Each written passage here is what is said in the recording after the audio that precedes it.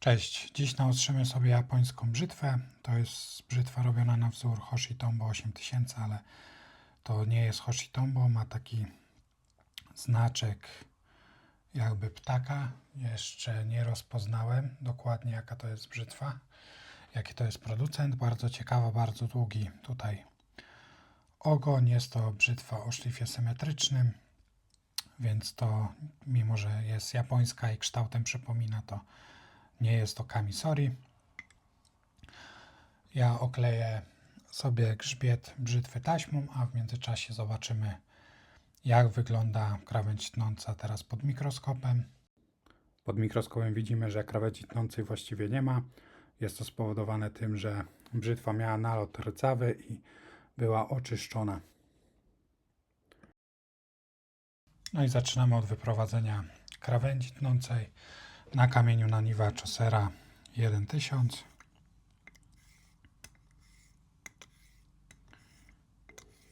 Tu jako, że szlif jest symetryczny, nie ma kompletnie żadnej filozofii, po prostu szuramy i jedyne co to sprawdzimy sobie za niedługo, czy krawędź tnąca tworzy się na całej długości brzytwy, czy może jakieś ma problemy z geometrią i któryś kawałek nie jest ostrzony.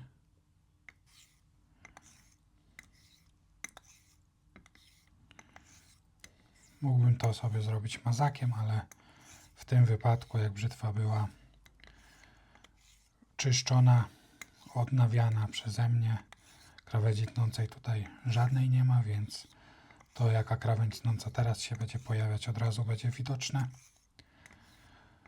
na blanku i będę mógł zobaczyć, czy krawędź tnąca tworzy się po całej długości, czy jednak trzeba coś kombinować.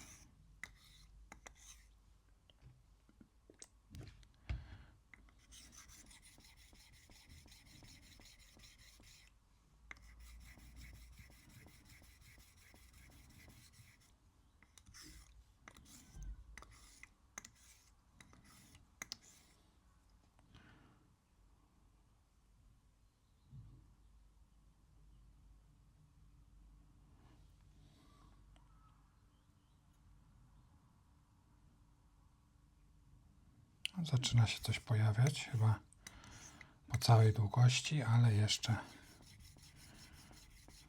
trochę pracy zanim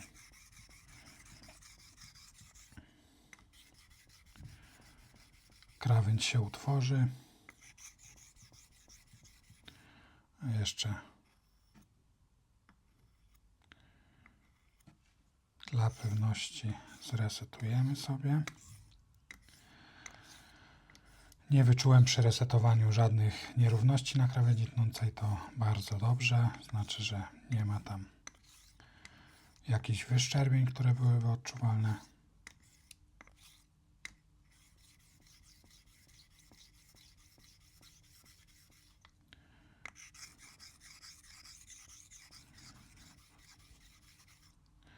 Odwrócę kamień.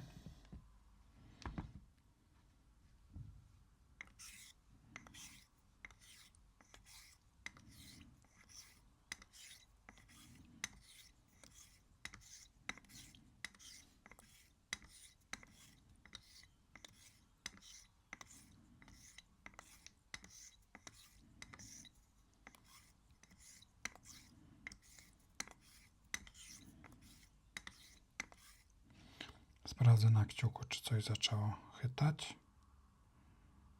I krawędź tnąca wydaje się, że prawie jest już zrobiona.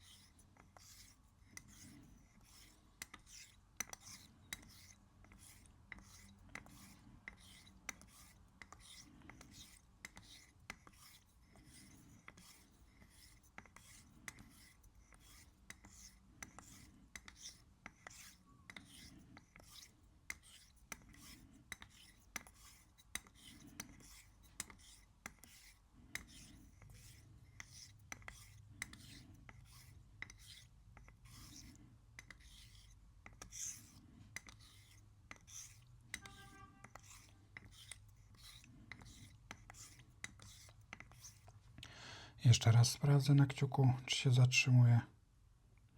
Czubek jeszcze nie. Od tego momentu już się zaczyna zatrzymywać i troszkę delikatnie przy piętce jeszcze więcej pracy.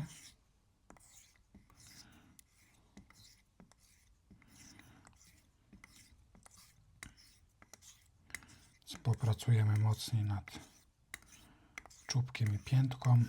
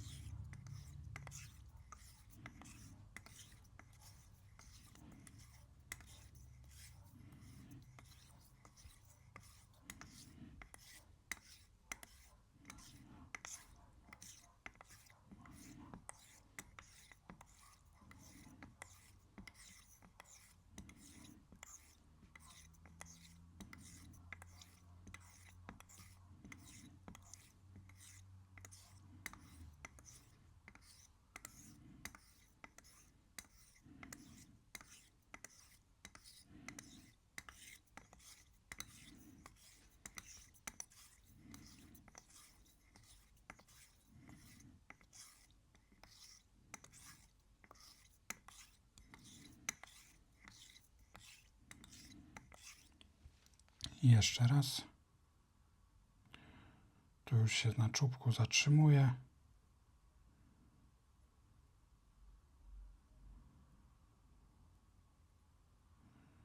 I jeszcze może delikatnie na piętce. Trzeba podostrzyć.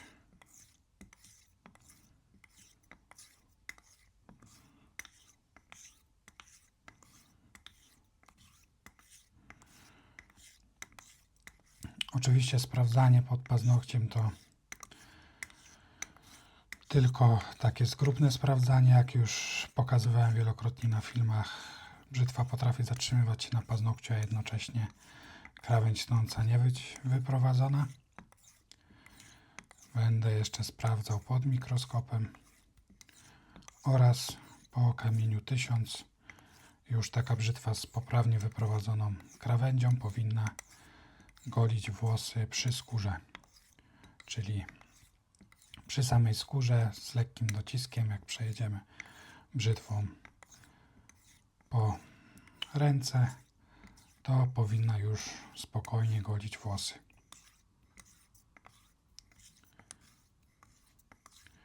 I tak naprawdę dopiero jak goli włosy, wtedy wiemy, że na pewno jest krawędź tnąca wyprowadzona poprawnie.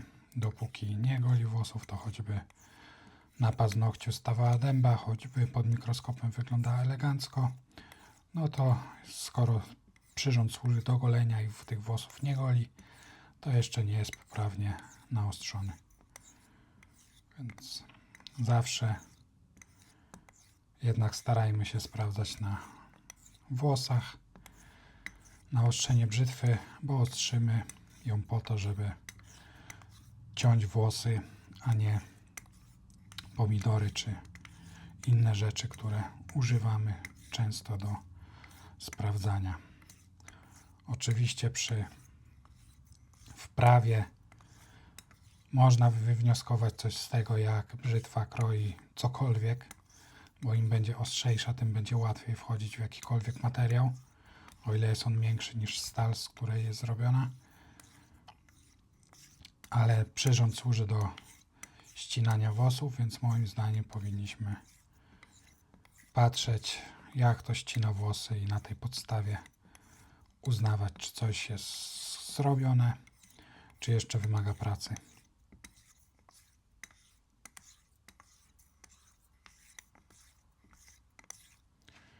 I teraz sprawdzimy. Już elegancko staje, więc sprawdzę sobie jeszcze pod mikroskopem, jak to wygląda.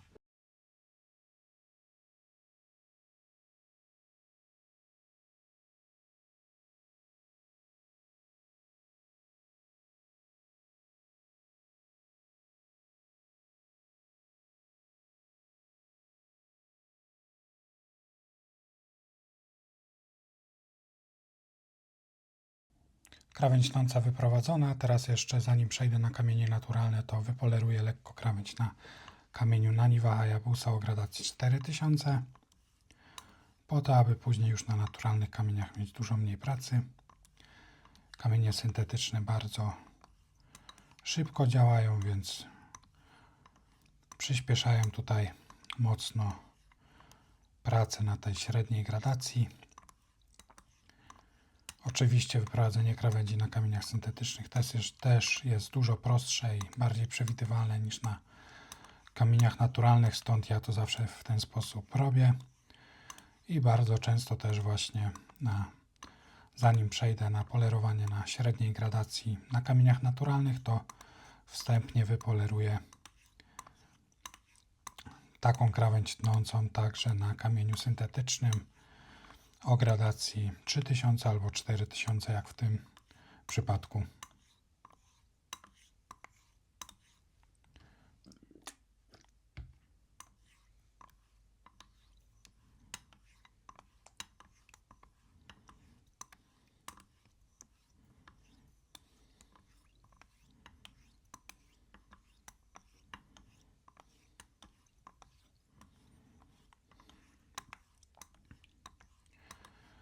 I tak po wyprowadzeniu krawędzi przy skórze powinny włosy być cięte.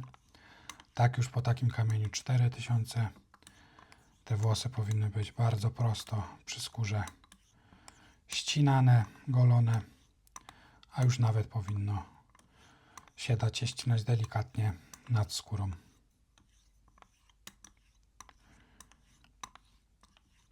A jeżeli mamy mikroskop do dyspozycji, chcemy sprawdzać, kiedy już skończyliśmy szorować na danej gradacji, to jeżeli używamy kamieni syntetycznych i kamienie syntetyczne pozostawiają bardzo prosty wzór tych rowków na krawędzi tnącej, tych rys, to jeżeli jedziemy prosto, mamy rysy proste, prostopadłe do krawędzi tnącej.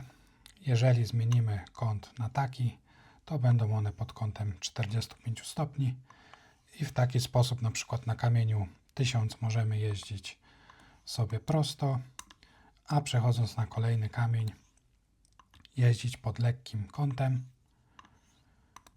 i w taki sposób pod mikroskopem zobaczymy, że wszystkie rysy, które były prostopadłe do krawędzi tnącej, znikły, a zostały tylko takie pod skosem. Wtedy można przejść na kolejną gradację kamienia syntetycznego, bo skończyliśmy pozbywać się rys z gradacji poprzedniej. I oczywiście następny kamień to znów zmieniamy lekko pozycję brzytwy.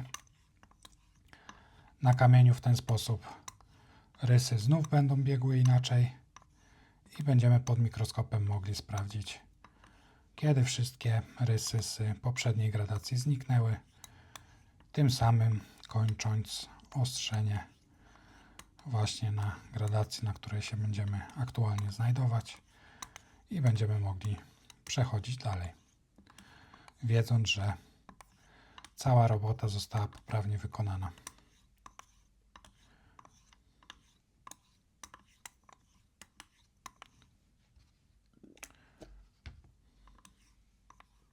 Jeśli chodzi o kamienie naturalne, jest z tym dużo gorzej. Kamienie naturalne, zwłaszcza jeżeli pracujemy z zawiesiną, zostawiają takie wykończenie łuseczkowate, bardzo dużo rys, które nie są jednolite, nie są w jednym kierunku. Bardzo ciężko odróżnić jedną gradację od drugiej i tam musimy już tylko polegać na tym, czy włos jest cięty lepiej, czy gorzej niż poprzednio. I po jakimś czasie dojdziemy do wprawy i nauczymy się drobnostki wyłapywać w trakcie ostrzenia, typu jak kamień ślizga się jak brzytwa ślizga się po kamieniu, jak podcina wodę, czy podcinają łatwo, czy podcinają ciężko, czy podcinają przy powolnym ruchu, czy podcinają przy szybkim ruchu. Zaczniemy dostrzegać takie niuanse wraz ze wzrostem doświadczenia właśnie i dzięki takim niuansom będziemy też wiedzieć, kiedy przejść z jednego kamienia albo z jednej zawiesiny na drugą. Tego wydaje mi się, że nie da się wytłumaczyć, po prostu trzeba swoje się naostrzyć i to przyjdzie z czasem. Dostrzeganie takich drobnostek, które zmieniają po prostu odczucie szurania brzytwy po kamieniu.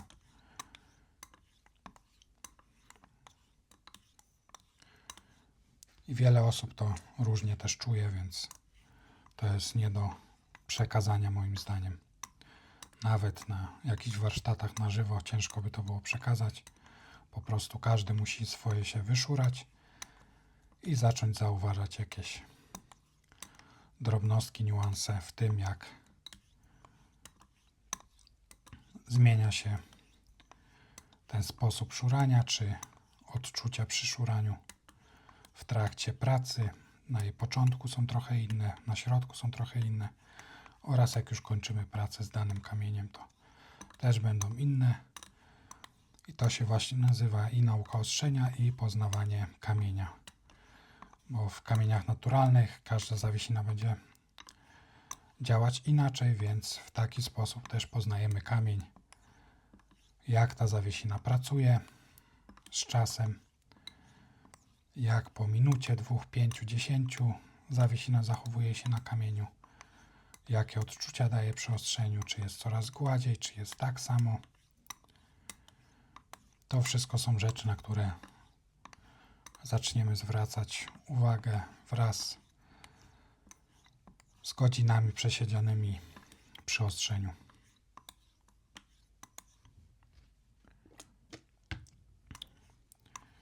I oczywiście polecam samemu sobie zawsze próbować ostrzyć. Nie musi wyjść za pierwszym razem, nie musi wyjść za drugim razem, ale w końcu na pewno nam wyjdzie. Polecam także, jeżeli jest taka możliwość, to pierwszą brzytwę kupić od kogoś, kto ostrzy i kto nam ją wyprowadzi. Nie zaczynać ostrzyć, uczyć się ostrzenia na gold dolarach do kupienia za kilka złotych na chińskich portalach, bo one są bardzo krzywe i możemy tylko osiwieć przy próbie ich naostrzenia samodzielnej. Jeżeli jeszcze nie znamy tych wszystkich niuansów odnośnie tego, kiedy kończymy dany etap ostrzenia i jak sobie radzić z problemami z geometrią brzytwy.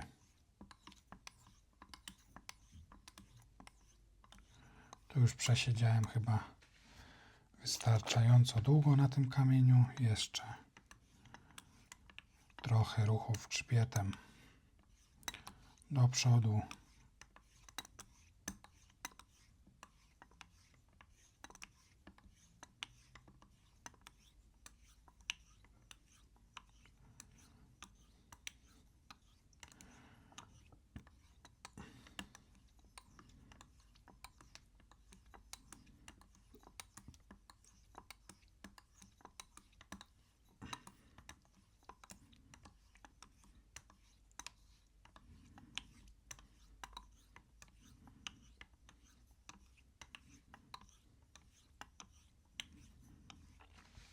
I wydaje mi się, że wstępne polerowanie już za mną.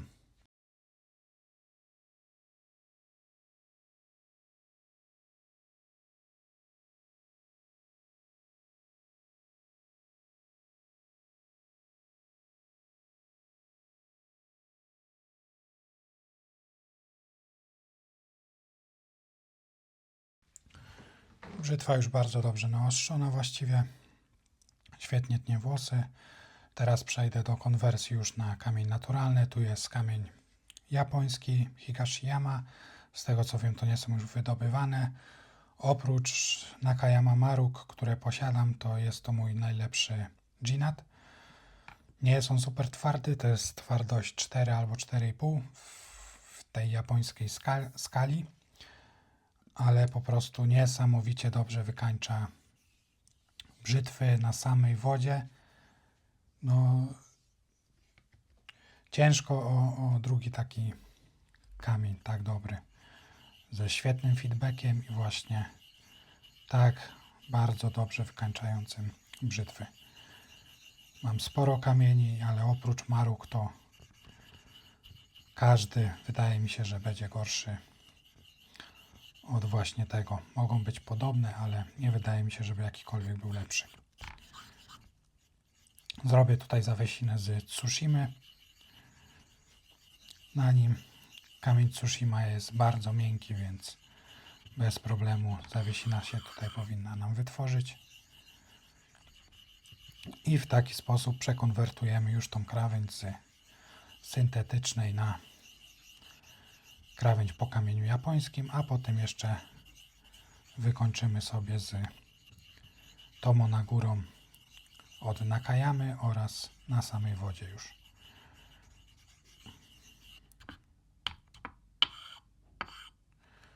Tyle zawiesiny powinno nam wystarczyć. Tutaj nie mamy zbyt dużo pracy do wykonania. Chcemy po prostu trochę przerysować tą krawędź po japońskiemu. Doleję troszkę wody.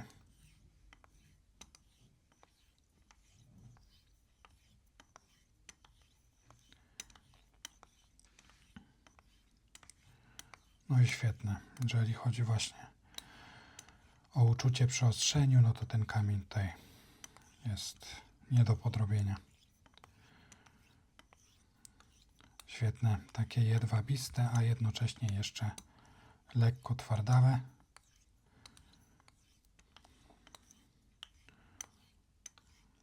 Czuć, że jest tam jakiś materiał ścierny, że nie szuramy po szkle.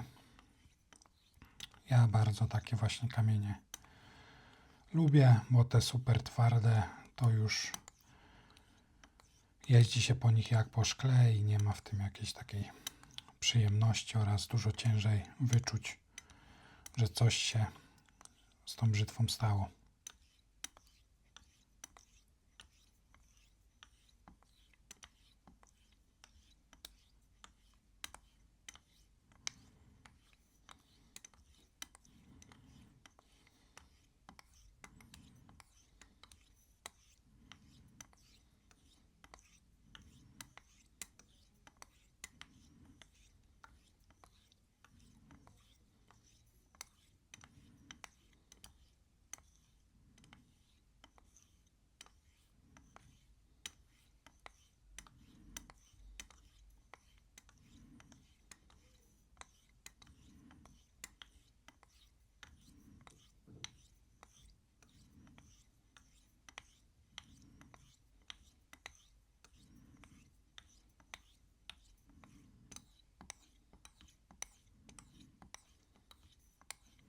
Cały czas pamiętam, aby trochę więcej pracy poświęcić na czubek i na piętkę, bo tak przy wyprowadzaniu krawędzi one potrzebowały trochę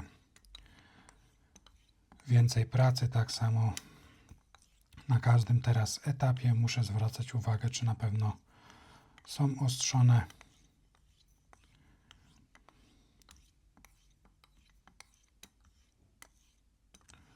Bo chcę, żeby cała krawędź tnąca tutaj goliła, tym bardziej, że jest ona niewielka względem brzytw europejskich, bo ma pewnie z 5 cm, a brzytwy europejskie mają około 7.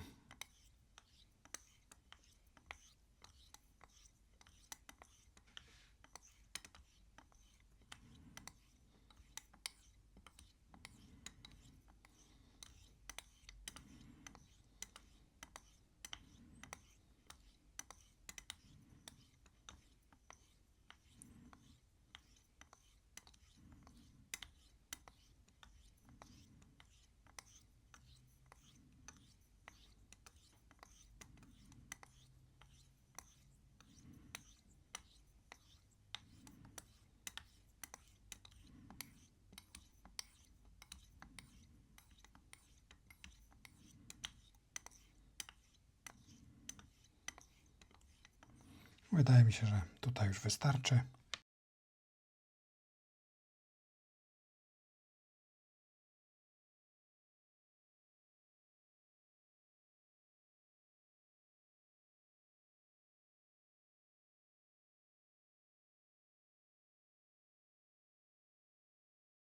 Teraz wytworzymy zawiesinę właśnie z kamienia Nakayama. Kamień do tworzenia zawiesiny jest tutaj bardzo twardy, stąd cząsteczki, które będą w zawiesinie, będą pochodzić zarówno z kamienia bazowego, jak i z tego małego kamyczka.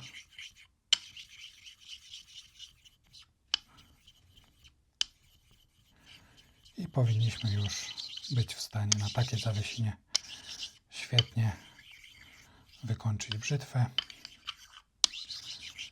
A na sam koniec jeszcze podciągniemy ją lekko na samej wodzie. Bo tak jak wspominałem, ten kamień świetnie wykańcza na samej wodzie. Normalnie lubię kończyć na ostrzenie na kamieniach japońskich z zawiesiną, ewentualnie dodając kapkę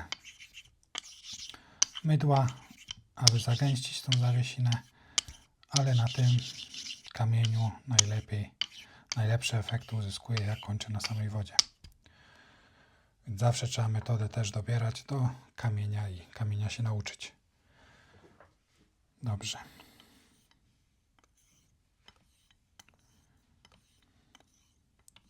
Bardzo, bardzo drobna zawiesina.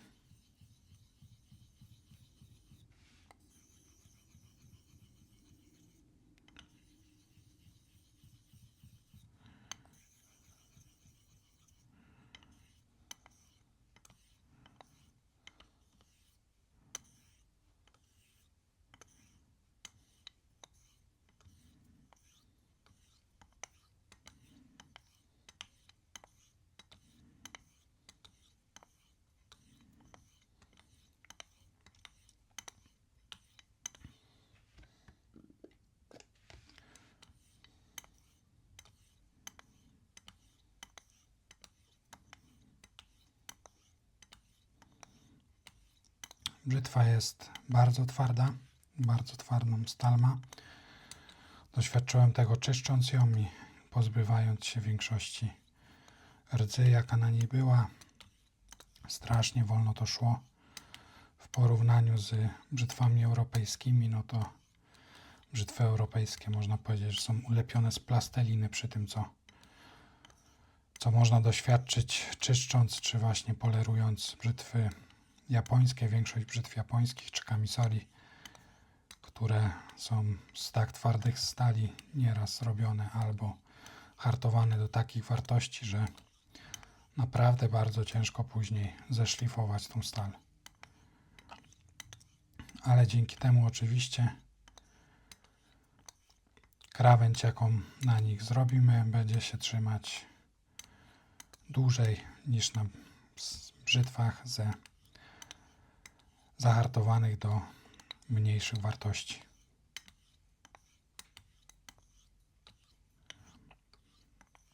Chociaż twardość stali po hartowaniu to nie jest jedyny wyznacznik.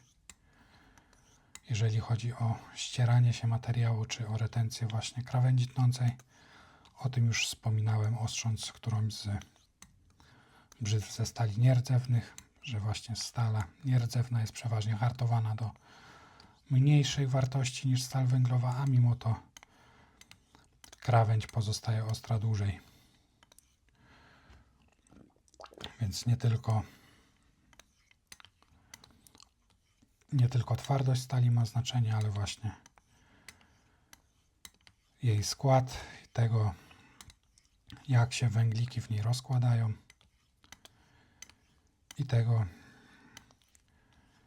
jak potrafi być ostrzona, bo niektóre stale, mimo że mogą być bardzo twarde, to nie będą dawały się naostrzyć do wysokich gradacji, ponieważ będą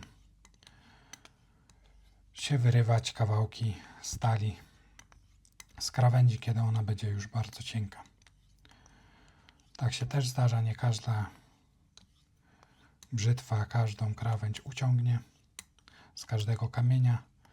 Z kamieni naturalnych typu kotikul czy w większości europejskich łupków to każda brzytwa powinna sobie dać radę, ale właśnie przy kamieniach japońskich czy przy kamieniach syntetycznych na wysokich gradacjach powyżej 8000 już mogą niektóre stale mieć problem z utrzymaniem tej cienkiej krawędzi tnącej, cienkiego czubka krawędzi tnącej, który zostanie wytworzony podczas ostrzenia.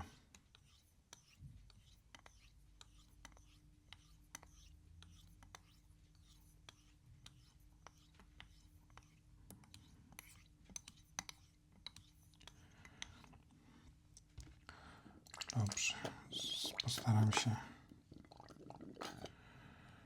Coś mało wody już tutaj mam, ale większość zawiesiny już zmyję.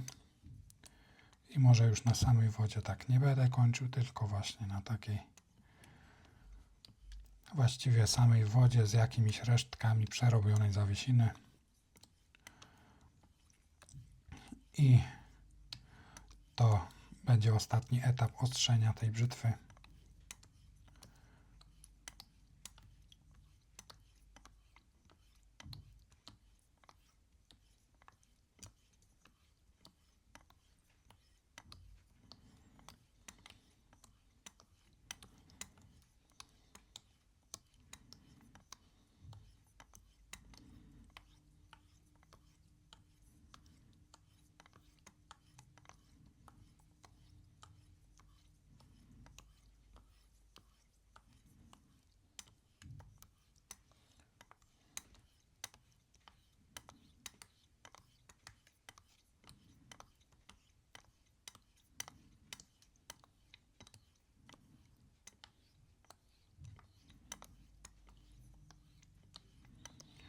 Dobrze, wydaje mi się, że to jest na tyle.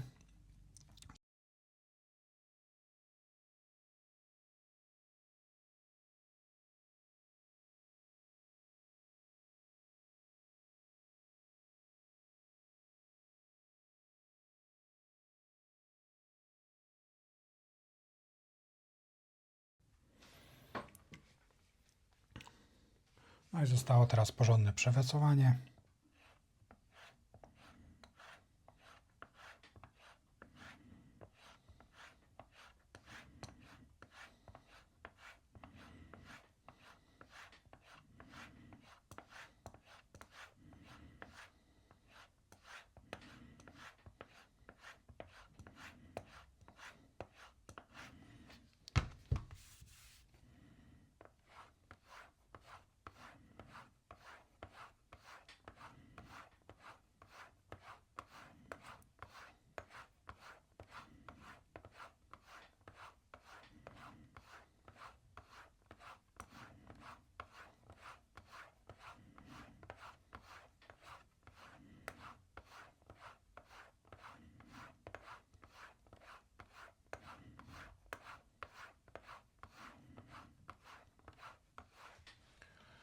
I poszukamy jakichś włosów, na których można zobaczyć, jak to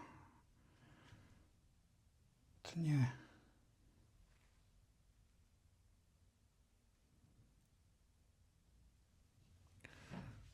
Może.